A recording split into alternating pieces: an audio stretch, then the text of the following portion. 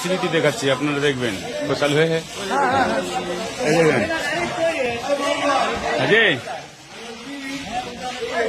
এটা আমার দাদাজি রহমতুল্লাহ এই পালকিতে উঠতেন। সব পাতাগুলো দিয়ে দেবো ভাই, দিয়ে দেবো।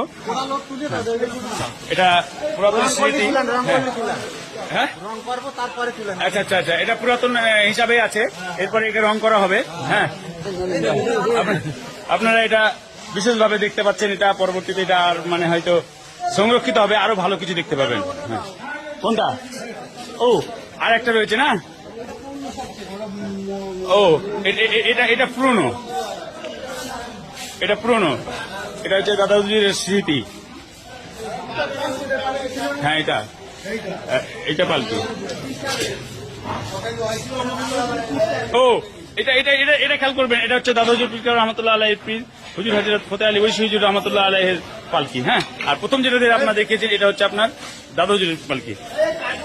এগুলো সব সংরক্ষিত হবে। হ্যাঁ।